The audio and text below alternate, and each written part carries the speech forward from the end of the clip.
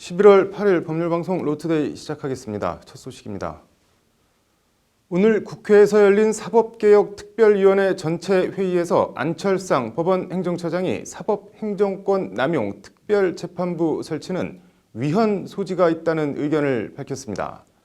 아직도 사태를 제대로 파악하지 못하고 있다는 여야 의원들의 십자포화가 쏟아진 가운데 자유한국당은 홀로 안 처장을 엄호하는 분위기였습니다. 반면 박상기 법무부 장관은 특별재판부 설치가 사법부 독립성을 침해하는 것으로 단정하기 어렵다고 말해 위헌이 아니라는 입장을 밝혔습니다. 특별재판부 논란이 가열되는 모양새입니다. 신세아 기자가 현장을 취재했습니다. 안철상 법원행정처장이 오늘 국회 사개특위 전체 회의에 출석해 여야 사당이 추진 중인 사법행정권 남용 특별재판부와 관련해 위헌 소지가 있다고 밝혔습니다.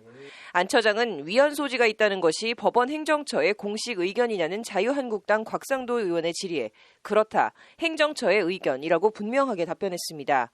앞서 법원행정처는 특별재판부 설치 법안은 헌법상 근거가 없고 사법부 독립침해 가능성이 있다는 의견서를 지난 2일 한국당 윤한홍 의원실에 제출한 바 있습니다. 특별재판부 판사 3명을 국회나 대한변협 등 법원 바깥에서 추천하도록 하고 있는 법안이 사법권 독립을 침해한다는 주장입니다. 이에 여야 의원들은 당장 서울중앙지법 부장판사 7명 가운데 5명이 사법농단 의혹 피의자로 조사를 받았다며 그런데도 이런 사람들에게 사건을 배당하자는 게 말이 되느냐고 안 처장을 몰아세웠습니다. 그럼 이 문건 도대체 왜 보내시는 겁니까? 그 의원님들 무시하시는 겁니까? 모욕하시는 겁니까? 특별재판부 막을 수 없다. 그러니 이렇게 자세하게 우리가 가르쳐주마 이겁니까? 특별재판부는 빈사 상태의 사법부에 산소 호흡기를 대잖아요. 금도는 지키는 것이 사법부 스스로를 위하는 길이다. 그럼에도 안 처장은 특별재판부 설치 법안의 취지에는 충분히 공감할 게 있다면서도 결국 사법부 독립에 영향을 미칠 수 있다며 반대 입장을 굽히지 않았습니다. 비혐의자라든지 이런 거 비호하거나 도와주거나 이런 생각은 전혀 없습니다. 오히려 그럴 의사도 없고. 자유한국당 의원들은 특별재판부는 다르게 표현하면 정치재판소라며 특별재판부 설치는 위헌이라는 안 처장을 거들었습니다.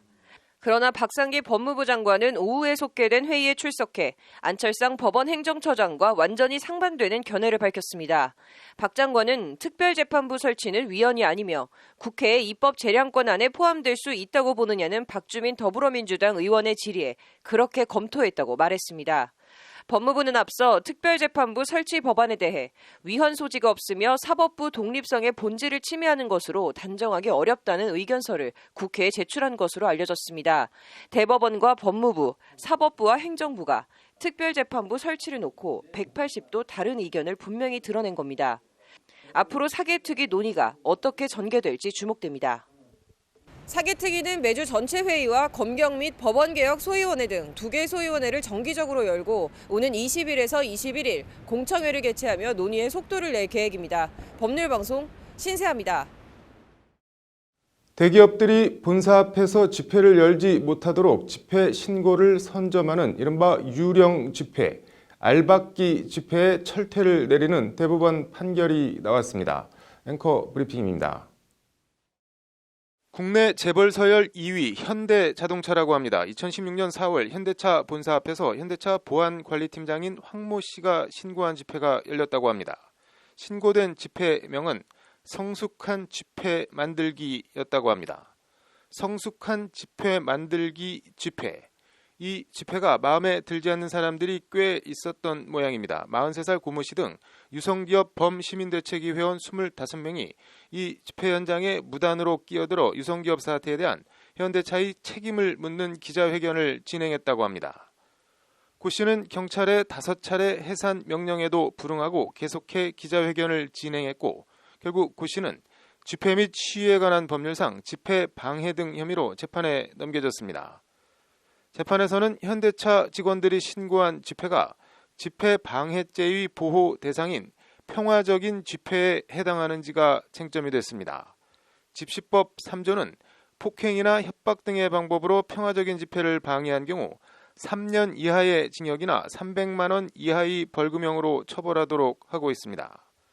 법원은 이에 대해 현대차 직원들이 신고한 집회가 헌법과 집시법이 보장하고 있는 평화적인 집회, 표현의 자유에 해당한다고 인정하지 않았습니다. 1~2심은 현대차 직원이 신고한 집회는 헌법과 집시법이 보장하려고 하는 집회라기보다는 현대차의 경비 업무 일환으로 봐야 한다며 고 씨에 대해 무죄를 선고했습니다.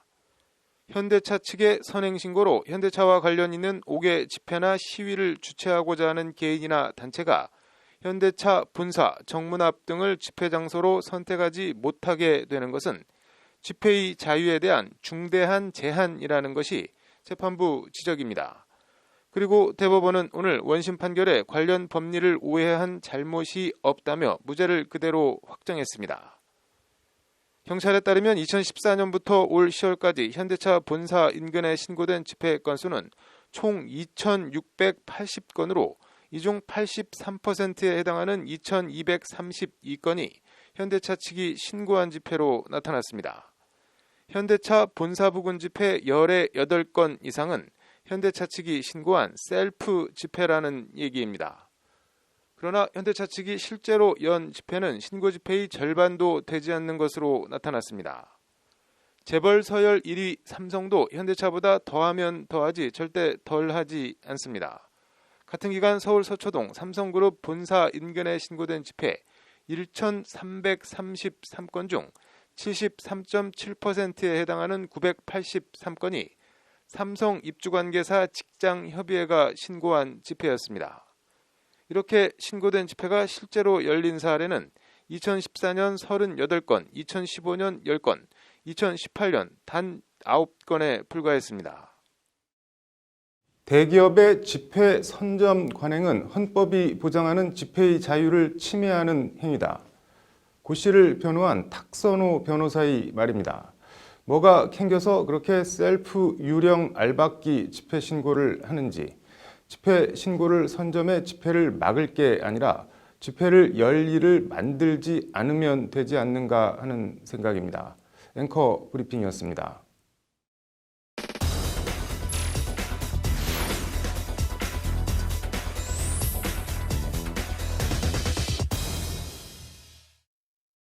대한변협이 오늘 국회에서 블록체인 산업 제도화를 위한 법령 정비를 촉구하는 기자회견을 열었습니다. 이슈플러스 김태현 기자입니다. 변협 기자회견은 어떤 내용인가요, 그런데? 네, 시내를 돌아다니다 보면 곳곳에서 가상화폐 거래소를 볼 수 있는데요. 네. 블록체인 기술에 기반한 가상화폐 거래 등은 이미 현실이 됐는데 네. 규제에만 초점을 맞추고 있고 양성화나 활성화를 위한 관련 법안은 사실상 전무한 현실을 지적하며 법제도 정비를 촉구하는 기자회견이었습니다. 네.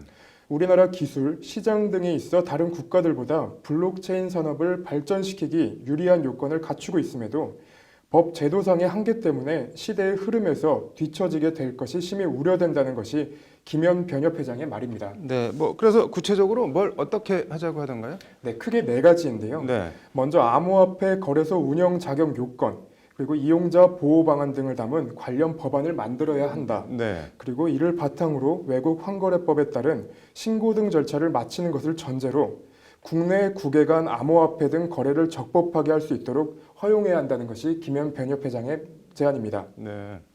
아울러 자본시장법의 적용 범위를 명확히 인식할 수 있도록 네. 이른바 증권형 토큰에 대한 명확한 가이드라인의 제정의 필요성도 강조했습니다. 네. 나아가 암호화폐를 기초 자산으로 하는 네. 파생 상품을 운영할 수 있는지 등 네. 여러 쟁점 사항과 관련해 자율적인 판단에 따라 네. 결정하도록 허용할 필요가 있다는 주장도 내놓았습니다. 네. 한마디로 아무런 법 제도적 근거가 없으면서도 네. 우후죽순처럼 여기저기서 거래되고 있는 암호화폐를 제도화 양성화하자는 얘기입니다. 네. 블록체인 산업 관련 법제도 정비가 필요해 보이네요. 오늘 잘 들었습니다. 다음 소식입니다. 이른바 호스트바라고 하죠. 단란주점에서 남성 접대원을 고용해 장사를 했다면 법적으로 처벌을 할 수 있을까요? 없을까요? 오늘 법률용어 이제는 바꾸자는 단순히 그 표현뿐 아니라 본질적인 내용에 있어서도 여성 차별적인 법률용어 얘기 전해드리겠습니다.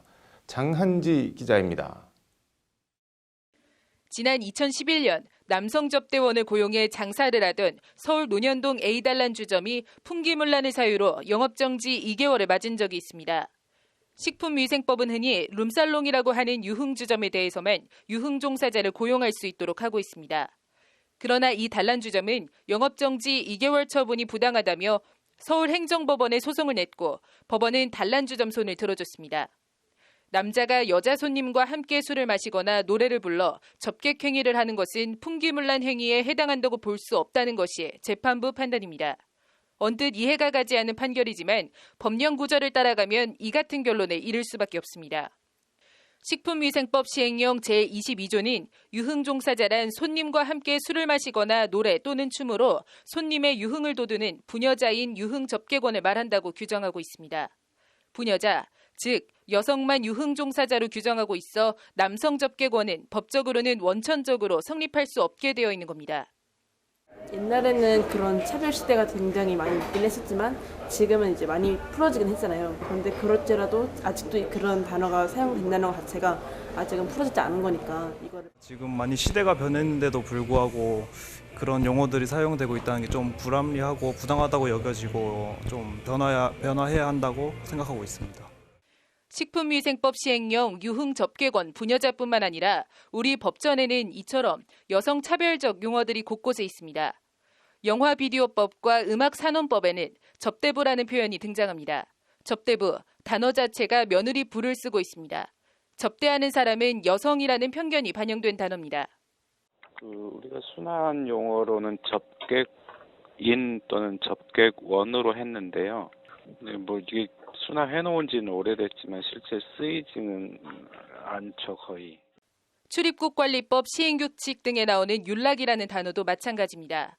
국어사전을 보면 율락은 여자가 타락해 몸을 파는 처지에 빠짐이라고 돼 있습니다. 타락해 몸을 파는 주체를 여성으로만 규정하고 있는 겁니다.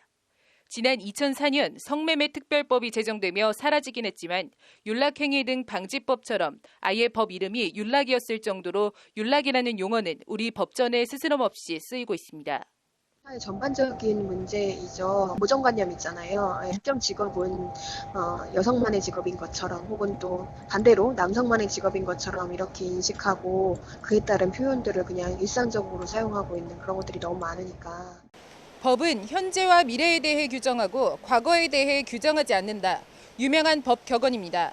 공정하고 객관적인 판단을 위한 지표인 우리 법전은 이제 성차별적인 과거의 사고에서 벗어나야 할 때입니다. 법률방송 장한지입니다. 황당한 법률 용어 얘기 앞서 전해드렸는데요. 황당한 판결 얘기 하나 더 전해드리겠습니다. 판결로 보는 세상입니다. 어린이집 원장 42살 김모 씨라고 하는데 남편이 어린이집 운전기사인 것처럼 꾸며 보육료로 월급을 주는 등 영유아 보육법상 업무상 횡령 혐의로 재판에 넘겨졌다고 합니다. 2011년 1월부터 2013년 8월까지 이렇게 어린이집 계좌로 남편에게 1,510만 원을 지급했고 남편의 4대 보험료 명목으로 377만 원을 지출했다고 합니다. 아들 휴대전화 요금 95만 원도 어린이집 계좌로 지불했습니다. 남편은 어린이집 운전기사로 일한 적이 없었던 것으로 조사됐습니다. 1심 법원은 그러나 보육료는 구체적으로 어느 항목에 사용할 것인지 용도가 특정된 금원으로 볼 수 없다며 횡령 혐의에 대해 무죄를 선고했습니다. 2심은 하지만 보육료는 어린이집 설치 운영에 필요한 범위로 목적과 용도를 한정해 위탁받은 금원이라며 횡령죄를 유죄로 판단해 벌금 500만 원을 선고했습니다. 대법원은 그러나 2심 판단을 다시 뒤집었습니다. 대법원 3부는 김 씨가 어린이집 계좌의 자금 일부를 개인적으로 썼지만 목적과 용도가 한정된 자금을 다른 용도에 사용한 것으로 단정하기 어렵다며 지난 7월 사건을 무죄 취지로 창원지법으로 돌려보냈습니다. 김 씨 어린이집 계좌에는 국가와 지방자치단체로부터 받은 기본 보육료, 어린이집 원생 부모들로부터 받은 보육료, 차입금 등이 뒤섞여 있었습니다. 남편 월급 등으로 지급한 돈이 어느 명목의 돈에서 나간 것인지 특정이 안 돼 횡령죄가 성립하지 않는다는 게 대법원 판단입니다. 대법원은 더 나아가 원생 부모들로부터 받은 보육료는 김 씨 소유이면서 목적과 용도를 한정해 위탁한 자금이 아니라고 판시했습니다. 창원지법 형사 2부는 오늘 대법원 판결 취지에 따라 무죄를 선고한다며 김 씨에 대해 무죄를 선고했습니다. 통장에 돈만 섞어 놓으면 일하지도 않은 남편에게 어린이집 계좌에서 월급을 줘도 아무런 죄가 되지 않는다는 판결. 어떻게 생각하십니까? 법리가 그렇다고 합니다. 이해는 가지만 선뜻 납득은 안 됩니다. 어린이집 유치원 비리가 만연한 이유가 있는 것 같습니다. 판결로 보는 세상이었습니다. 이어서 법조계 소식 전해드리겠습니다. 검찰이 조작한 배출가스 시험 성적서로 인증을 받아 차량을 국내에 들여온 BMW 코리아에 벌금 301억 원을 구형했습니다. 전현직 임직원 6명에게는 징역 10개월에서 1년 6개월을 각각 구형했습니다. 대검찰청 형사부는 오늘 여성 아동 대상 범죄 대응 전담검사 수사관 워크숍을 열고 촬영된 동영상이나 사진으로 피해자가 누군지 식별이 가능할 경우에는 원칙적으로 구속수사를 할 계획이라고 밝혔습니다. 주민등록증을 만들 때 귀와 눈썹이 보이는 사진을 제출하도록 한 규정이 삭제됩니다. 행정안전부는 오늘 주민등록증 사진 규격을 완화하는 주민등록법 시행령 시행규칙 개정안을 입법 예고한다고 밝혔습니다. 대검찰청 국가디지털포렌식센터가 마약사범들이 제출한 소변이 사람이 아닌 동물 소변인지를 10분 안에 판별할 수 있는 핵 자기공명과 다변량 통계분석 기법을 개발했다고 오늘 밝혔습니다. 11월 8일 법률방송 로투데이 마치겠습니다. 시청해주셔서 감사합니다.